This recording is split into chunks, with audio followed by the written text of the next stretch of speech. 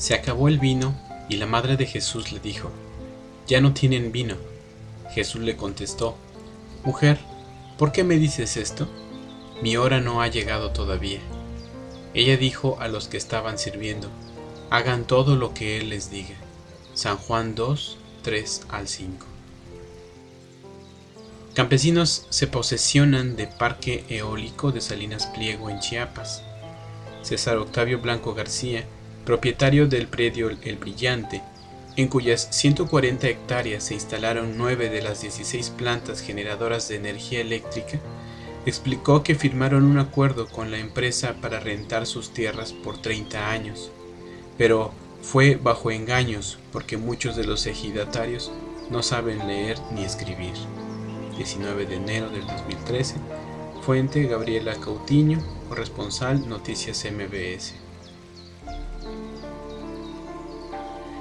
20 campesinos del municipio de Arriaga, en Chiapas, México, se encuentran en protesta. Lo único que piden es un trato justo y digno para ellos y para sus tierras.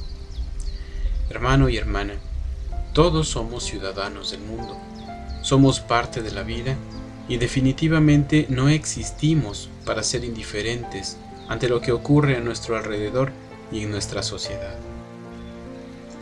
Un joven ingeniero me ha preguntado: «Padre, ¿cuál es la razón de la existencia del ser humano?».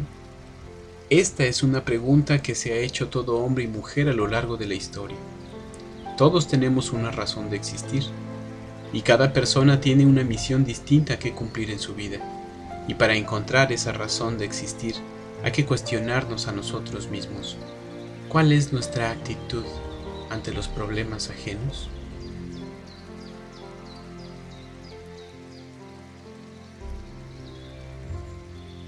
Precisamente la porción del Evangelio de este domingo nos lleva a entender un poco más acerca de nuestra razón de existir y de nuestra actitud ante los sucesos del mundo.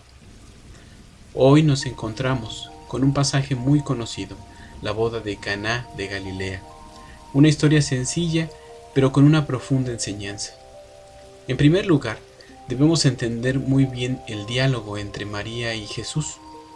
A este diálogo muchas veces se le ha dado interpretaciones bastante ligeras, ocasionando que no aprovechemos lo que el escritor de este evangelio quiso transmitir a sus lectores.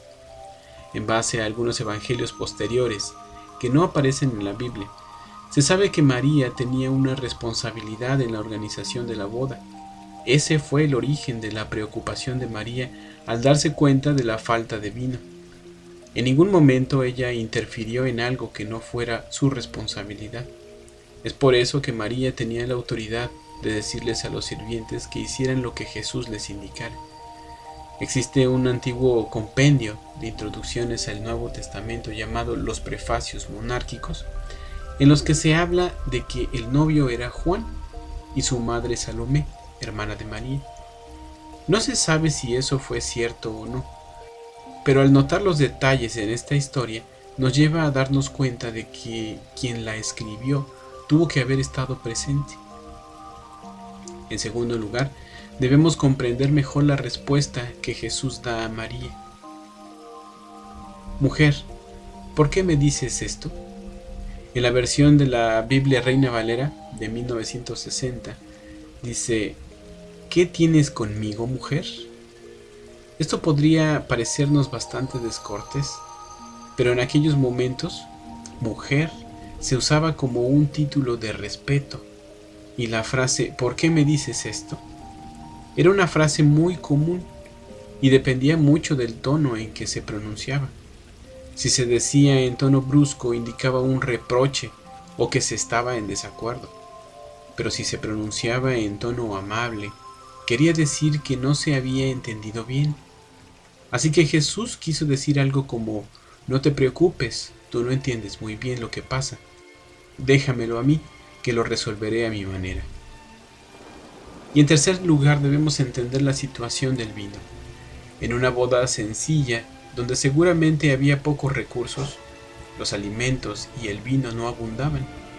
Y si el vino se acababa en una boda, era un gran problema, pues se convertía en una gran humillación para los novios. La preocupación de Jesús por la falta de vino y el haber actuado para hacer algo por los novios nos transmite claramente la actitud de Jesús ante los problemas ajenos. Jesús no tenía necesidad de preocuparse por los problemas de otros. Él únicamente era un invitado. Pero en Jesús había algo fuera de lo común. Su manera de ver a las personas era muy diferente. Este acto que Jesús realizó en la boda de Caná fue la primera señal milagrosa que llevó a cabo. Según el relato, y si lo analizamos detenidamente, podemos darnos cuenta de que solo los sirvientes que llenaron las tinajas y los discípulos se enteraron de lo que Jesús había hecho. Dice el texto, y sus discípulos creyeron en él. Así que no se trató de hacer un espectáculo o de sorprender a los presentes. El objetivo de Jesús no era ese. El objetivo de Jesús era ayudar, dar un poco de lo que él podía hacer por amor a los demás. Y en adelante, esa sería la enseñanza que transmitiría a sus seguidores. Hermano y hermana, Jesús, como verdadero ser humano, vivió, sintió, lloró, sufrió, padeció cosas similares a las que tú has llegado a sentir. Pero Jesús le dio sentido a la razón de su existencia. Jesús no solo convirtió el agua en vino en aquella boda, eso era su estilo de vida. Convertía la tristeza en alegría, las tinieblas en luz, la enfermedad en sanidad, la muerte en vida, el dolor en alegría. La enseñanza que Jesús transmite al mundo no es el milagro en sí, sino lo que le da sentido al milagro. Jesús no realizaba milagros si no existía un noble sentimiento. Todo para él era fundado en el amor, fundado en el interés de ayudar y de cuidar a su prójimo. Es allí donde encontramos el sentido, la razón y el propósito de nuestro existir. Todo ser humano tiene la posibilidad de encontrarse con la razón de su existir. Jesús lo encontró y lo transmitió con su propio estilo de vida. Jesús esperaba que sus seguidores le imitaran, pero no impuesto como un mandato divino, más bien indicando el camino que lleva a la verdadera felicidad. Personas tan lejanas como los campesinos de Chiapas o tan cercanas como tus amigos o familiares pueden ser bendecidos por Jesucristo de la misma forma en que los novios de Caná fueron bendecidos. Pero el conducto de esa bendición de Dios únicamente se da a través de tu propio estilo de vida, sirviendo, orando, compartiendo, escuchando, acompañando, haciéndoles sentir que no están solos. Hermano y hermana, nadie más lo hará por ti. En tus manos está el realizar cosas que bendigan a otros. Si eres un doctor, sé un excelente doctor. Si eres un músico, sé un excelente músico. Si eres un sacerdote, sé un excelente sacerdote. Si eres un carpintero, sé un excelente carpintero. Sea cual sea tu oficio, profesión, si eres ama de casa o si eres estudiante, usa tus dones y talentos para bendecir a los demás. Atrévete a seguir transformando el mundo.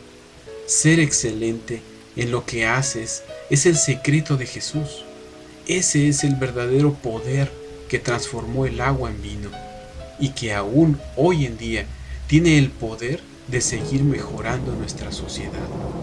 Recuerda que en la medida en que tú bendices a tu prójimo, en esa misma medida te encontrarás dándole sentido a la razón de tu existencia. Amén.